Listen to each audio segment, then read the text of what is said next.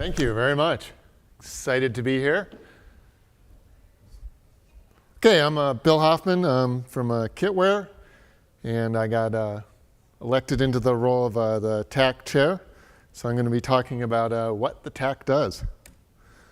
Okay, so the Technical Advisory Committee, the main roles are project intake, project governance, and the ecosystem development. The goal is to help support the mission of HPSF, to support and grow high-performance computing software. And it's important for that to have a structured project lifecycle and effective governance across the projects. And all of this happens in the open on GitHub, of course, because we're all programmers. So if you go to GitHub, HPS Foundation/TAC, you can see everything I'm talking about here. So we have bi-weekly Zoom meetings that are, as part of the Linux Foundation. I think this is an important note that Chris Clark and Tom Slanata are a big part of organizing these TAC meetings. The agenda they put together, there's a Google Doc that's public as well. That's a link. I assume we're going to share the slides later. And the meeting tasks are, since we've started, we've done a lot of onboarding of projects. And I'll go into what's involved with that. We've established several working groups and established and refined the life cycle policy. And we discuss and help plan events like at SC and this event here. So the TAC voting members, as Todd mentioned, there's one representative from each premier member, and then, of course, one representative from each of the projects, because it's important to have the projects take part here. And this is just the list of the voting members as it exists right now. And I'm going to talk about the life cycle policy now, and this, of course, is also available on GitHub. Life cycle policy markdown. So there are 4 project stages: emerging, established, core, and emeritus. I thought maybe I could go for like life cycle of a star. Not quite a great analogy, but it makes for a cool picture. So the emerging stage. This is for projects with potential to be important to the ecosystem of the high-performance software foundation as a whole. These are new, independent, or perhaps commissioned projects by HPSF that would intend to grow to the next stage. They would get minimal foundation support, but would only be allowed in if they were planning on growing. And so there's a big long list of things here. I won't bother going through it all, but essentially the emerging stage has acceptance criteria that they meet the Linux Foundation project. They have 2 TAC sponsors that invite them in. They align with the mission. They have to submit a proposal. They have to present that to the TAC. They have a charter document, code of conduct, publicly available governance document. And then upon acceptance, they put their status in the website or README of the project. The next area is the established project. And this is a major component of the HPC software ecosystems. It has a growing user base and working towards core, the next stage. And the expectation of increased end user confidence and active development. So in addition to the emerging criteria, these additional requirements are for an established project. Documented that is being used successfully in production at least 3 independent users in which the TAC's judgment are adequate of quality and scope. Demonstrate development processes, use of pull requests, code review, testing, CI, that lower the barriers to contribution and ensure software quality necessary for increased adoption. Demonstrate sustainable ongoing flow of commits and merge contributions. It's an alive project with lots of stuff going on in it.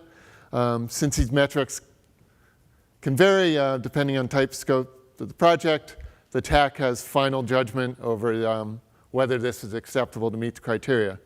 And then to be moved into the established stage, they would need a 2/3 majority vote from the TAC.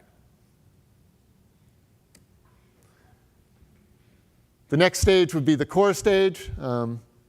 And this means that projects are commonly used in the production environments. They have a sustained cycle of development, maintenance, and support. And they are essential to the HPC ecosystem, widely used and developed by many people. They have high end-user confidence and active TAC participation, cross-promotion of other projects. So in addition to the other levels, they have to meet these criteria, where they have a defined governing body of at least 4 or more members, owners or core maintainers, of which 1/2 of whom are not with the same employer, so that the project is spread across different organizations, so no single institution controls it. They have a documented and publicly accessible description of the project's governance, decision-making, and release processes. They have a healthy number of committers from at least 2 organizations, hopefully a lot more. The committer is defined as someone with a commit bit, someone who can accept contributions. So not just people contributing to the project, but someone that controls the gate into a project. So a project could have lots of committers, but it could have one person that's only allowing those people to commit. And that wouldn't meet the core stage. Explicitly defined security, reporting, and incident mitigation processes to support security risks of the project. Explicitly defined project governance and committer process. And then provide evidence of a widespread adoption in the HPC ecosystem, or some component thereof. And like the other projects, the other stages, they would need a 2/3 majority vote from the TAC to move into core stage. They can move directly from emerging to core if they demonstrate sufficient maturity and meet all the requirements. And then the final stage, as a project goes off to the retirement home, projects are complete with no further releases. Obviously, we don't have any of these. We're not looking for one of these to join, but this is future-proofing HPSF. So no active development, minimal support. The projects can be granted this status by a 2/3 vote with approval from the project ownership, or in the case where the project has no more ownership, only a 2/3 vote from the TAC is required. And they can move here from any of the other stages. And of course, the goal here is to move all the projects along this path. So we'll have a periodic review process and making sure that projects are in the correct stage at least every 24 months, but a project can request a review. You could potentially backslide into a previous level, but the goal here is to move everyone forward. But part of what we've done in the TAC is to create this flow and to create these stages. So that's the proposal, the project process. There is a template provided via GitHub, which you can find in the TAC. And then a project creates a GitHub pull request. We will notice that. That'll get on the TAC's agenda in the meeting. We go through the open pull requests. And then the project will be invited to one of the TAC meetings. And then they can present their project and describe, with slides going over how they think they will fit into the which stage.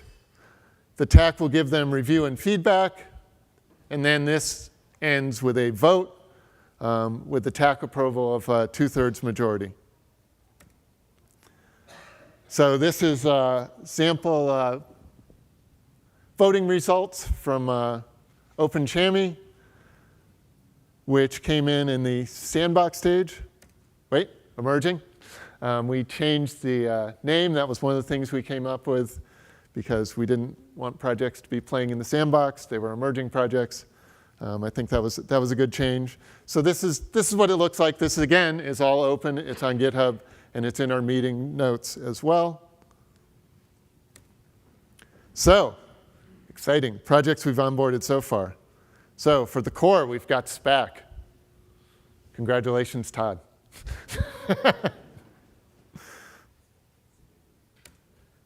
In the established, we've got all of these projects: Amarex, AppTamer, HPC Toolkit, Cocos, Trillanos, and Warpex.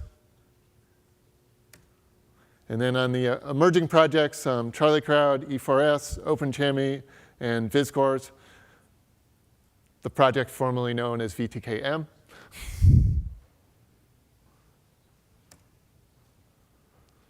The other task of the TAC is to establish working groups. And these are focused subcommittees within the TAC that address specific technical challenges or initiatives. They provide a platform for focused collaboration. And how are these created? Much like a project, a proposal would be submitted to the TAC. The TAC members discuss the need and the scope. And then there's a vote to establish the working group. A charter is defined, outlining the group's purpose, goals, and deliverables. The two groups that I have examples of, there's a CI/CD work group, which is underway, and a new benchmark working group, which if you're interested in joining, look on Slack. The benefits of working group: to drive progress on key technical areas, facilitate collaboration between teams, and to provide recommendations to the TAC. So in summary, the TAC is providing project onboarding, defining the project's life cycle, creating technical working groups, and working to organize conferences like this one. And that is all I have on the TAC.